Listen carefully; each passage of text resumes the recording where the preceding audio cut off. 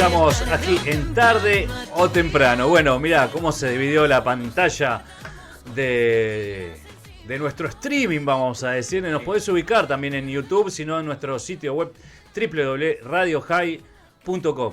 Ahora vamos a charlar de Arti, pero vamos a escuchar las voces del planeta. Voces del encuentro. Un espacio de intercambio. Voces, historias y experiencias. Voces del encuentro. Un espacio de intercambio. Voces, historias y experiencias. Bueno, ahora sí. Él es Jean-Marie Kessner, es nacido en Haití, es politólogo, es autor del libro Migración haitiana en Rosario, expectativa versus realidad. Es investigador, especialista en administración pública y migraciones. Bienvenido, ¿cómo estás?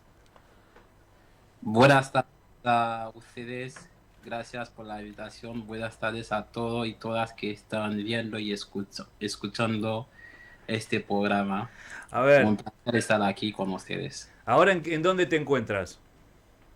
Por este momento estoy en Miami. Sí.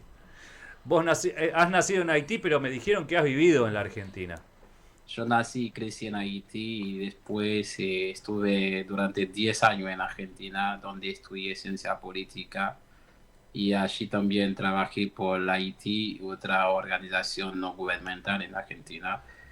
Y estuve haciendo experiencia en distintas organizaciones non-profit, donde hice voluntaria en Rosario y en la capital de Argentina, Cabra. ¿Y hasta qué edad viviste en Haití? Más o menos. Dejé Haití en 2014. Ajá. En esa época ya tenía 20 y pico. 20 y pico, me gusta el pico, ya soy argentino. Ya sí. Y eso se nota. Sí. Ya, en tu vida ya se nota que tenés un grado de argentinidad, entonces.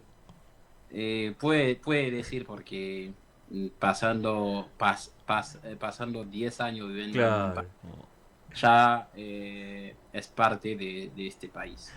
¿Extrañás un poco la Argentina? Y sí, me extraño el momento de invierno, me imagino en ese momento a Buenos Aires tomando un café en un bar y una cerveza. Me extraño muchísimo a estos tiempos.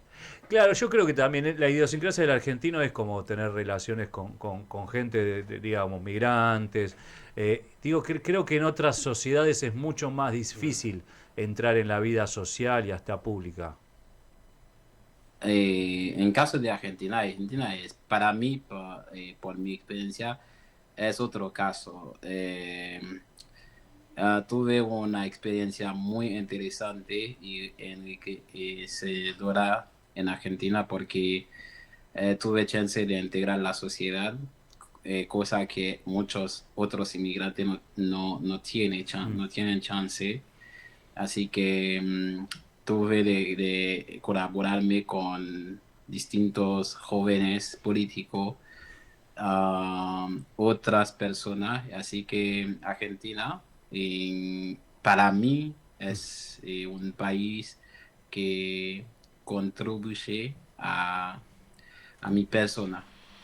Bueno, creo que lo conoces a Pedro von Heiken, que fue embajador allí. Está presente con nosotros. Pedro tiene una Hola. experiencia interesante. Buenas tardes. Buenas tardes, Jean-Marie ¿Cómo Kessner. estás? ¿Cómo estás? ¿Cómo estás? Tanto tiempo que nos vimos así de cara, Pero menos mal que la tecnología nos hace comunicarnos cada tanto.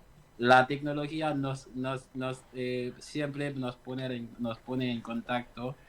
Así que, y si bien estamos de lejos, pero como si fuéramos muy cerca. Ahí está, es así. Por Ahí suerte está. la tecnología hace eso.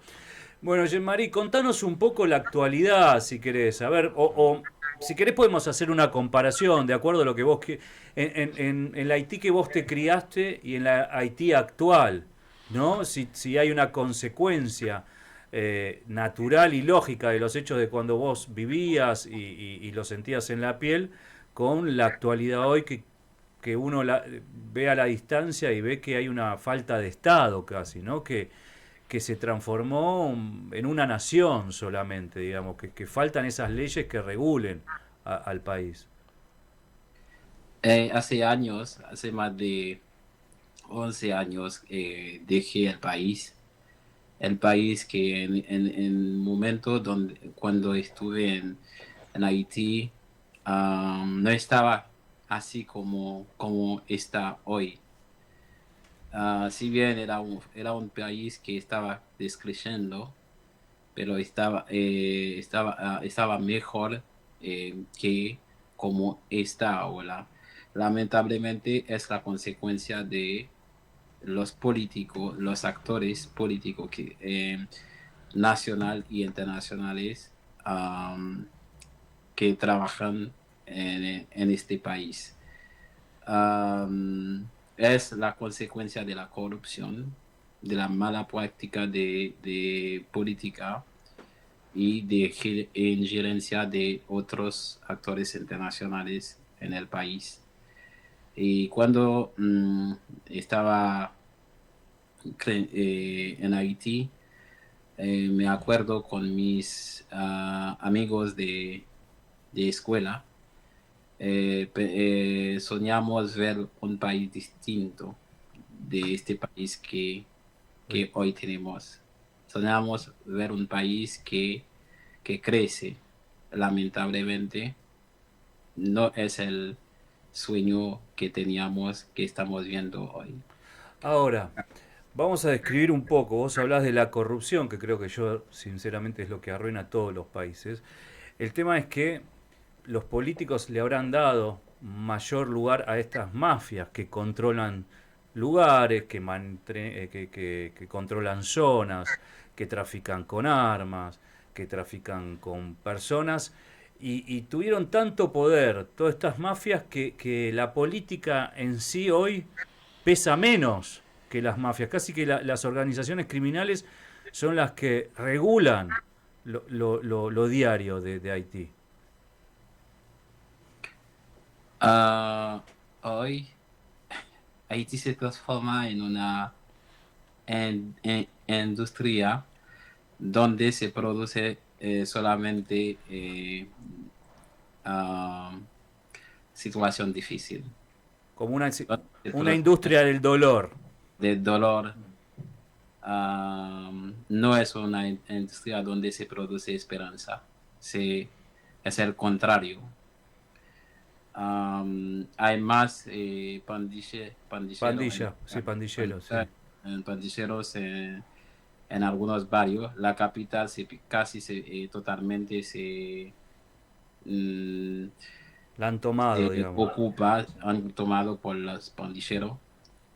Y tenemos un modelo de gobierno que es la primera vez que teníamos esta forma de gobierno donde hay 9 presidentes en el mismo momento y donde cada uno tratando de acaparar un poquito de lo que queda y planificarse para dejar el espacio. Es como un espacio que los que están haciendo político, los actores que sea económico o político, ver que van a desaparecer, entonces aprovechando para recuperar algunas cosas. Entonces, y la mayoría, los 12 millones de habitantes de este país, cada vez no ven una salida para su futuro. Y la única opción que ellos tienen es la migración, migrar utilizando cualquier medio. Ahora, por lo que vos estás describiendo, es como que se volvió una era prefeudal, ni siquiera feudal, ¿no? Estos feudos sueltos, pero que los manejan los pandilleros de alguna manera, ¿no? Y yo, porque estoy en Argentina y vos también viviste esta idiosincrasia, el país en el 2001 se cayó y la gente salió a buscar porque también había una historia de una Argentina grande, digamos, casi modelo de Latinoamérica. Ahora, el nativo de Haití, ¿tiene como un ser nacional? Por supuesto que no quiere morir, me imagino. No querés enfrentarte a pandilleros que son mafiosos que viven a la vuelta de tu casa. Pero tienen como un modelo de país, tienen algo como este anhelo que vos pretendías. ¿Me repetís, por favor, la Digo, pregunta? si el nativo, el haitiano, tiene un modelo de país, vos decías, nosotros teníamos expectativas hace 15 años, 20 años, cuando era jóvenes, de ser de cierta manera un país. Pero el haitiano nativo tiene esa fuerza, digo, nacionalista, esa idea de salir a pelear a La la unidad, calle, un sentimiento de unidad. una unidad. Nosotros, como el pueblo haitiano, siempre ve o piensa, considera que Haití podría ser el modelo o el país que los países de Caribe pueden imitar para salir adelante. Nosotros tenemos una historia que apoya esa idea, a ese ideal, que es como Haití es primer república negra que se independizó en la región y en el mundo. Entonces, basando en nuestra historia, que siempre el pueblo haitiano quiere ver su país salir adelante, pero um, la manera que los que ocupan los cargos trabajan no es la mejor manera que deberían trabajar. Y como consecuencia tenemos este país que siempre digo que los que ocupan los cargos son haitianos, si bien, pero son enviados de otros países, porque la mayoría de ellos han estudiado afuera de Haití o tienen una maestría o doctorado fuera de la Haití. Entonces, vos sabes muy bien cuando la educación es una cosa restringida a poca de una población. Mm, Como consecuencia, cuando un pueblo no tiene acceso a la educación, a lo básico, no tiene capacidad para reflexionar, organizarse y para poder salir adelante. Por eso, estos que ocupan estos cargos son enviados de actores extranjero, externo. externos. Entonces, son gente bien preparado, no son gente que no saben, pero son gente muy bien preparado. Por eso me acuerdo a un secretario de un país externo que dijo una vez que no tenemos que vestir en las armas para poder ganar, ocupar un país, solamente abrir las puertas de las universidades a los jóvenes muy inteligentes y estos jóvenes que van a venir en nuestro país van a educar de manera que nosotros queremos y después cuando ellos vuelven a su país van a trabajar para nosotros. No tenemos que investir en las almas o otros medios.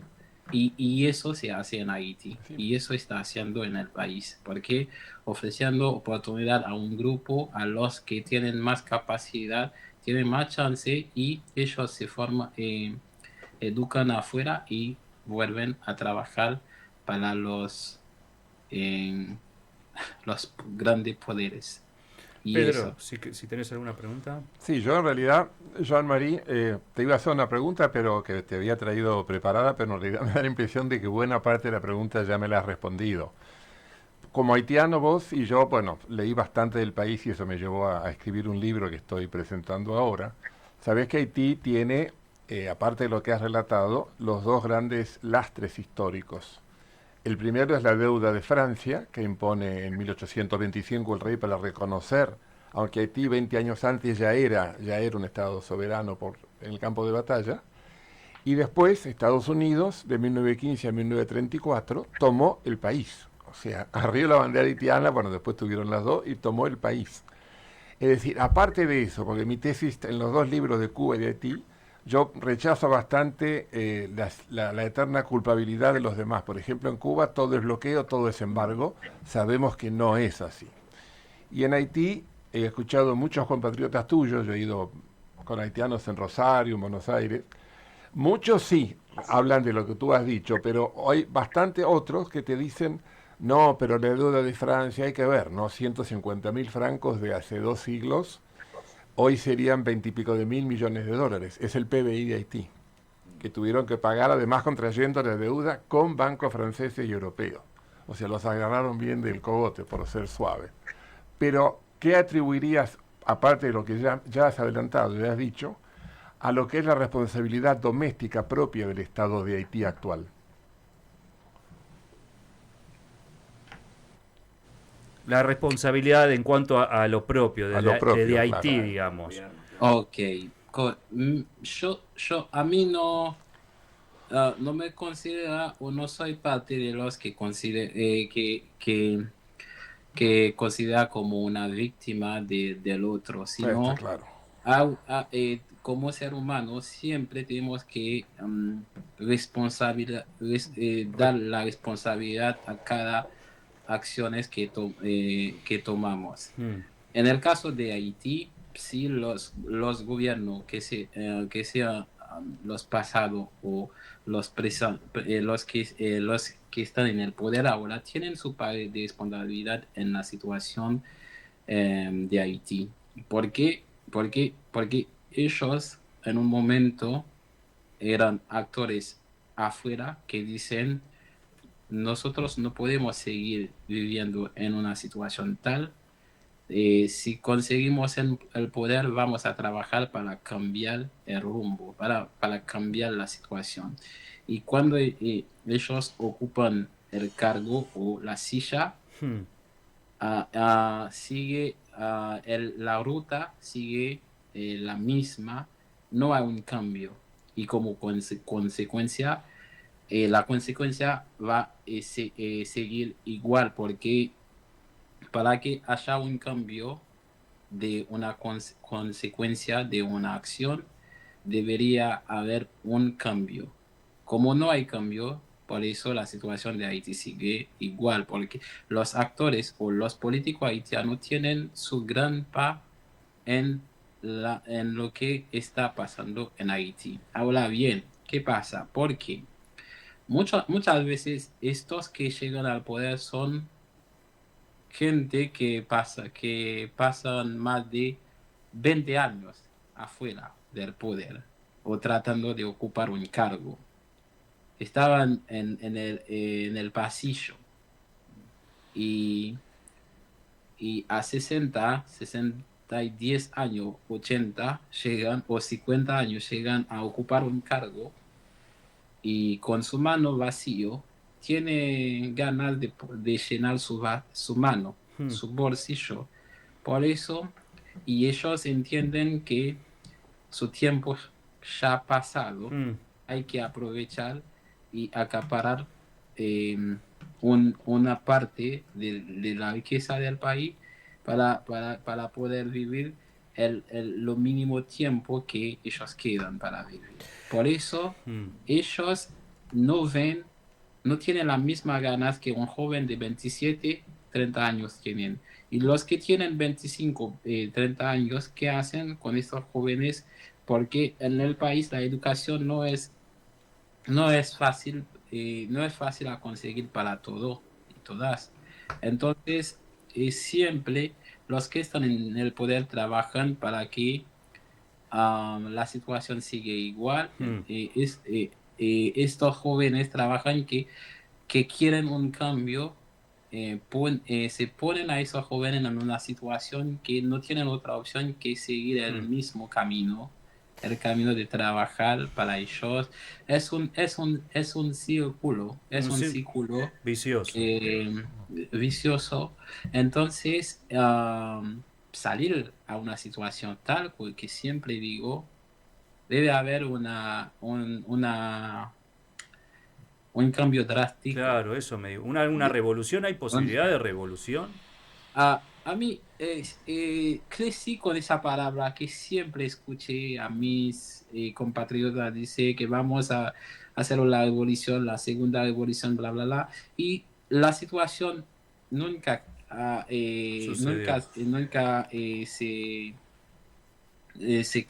se cambia. Entonces, yo no me veo utilizando esa palabra revolución, sino un cambio drástico con las medidas que los que ocupan los cargos deben tomar.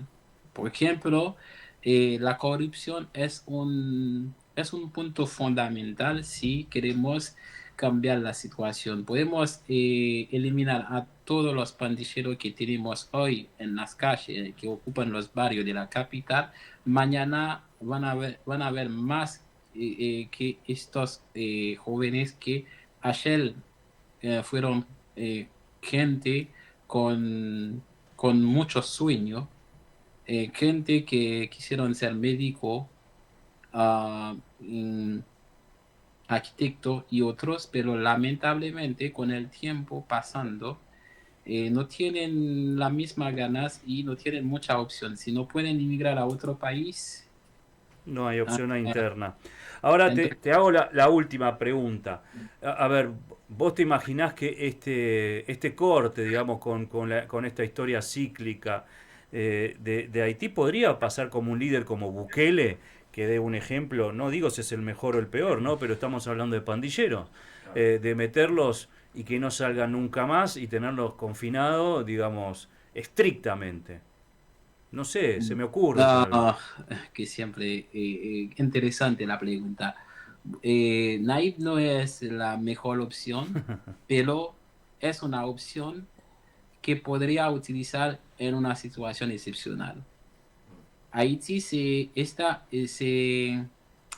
está en una situación excepcional. Necesitamos un hombre que puede actuar de la Manera misma excepcional. manera para poder salir adelante.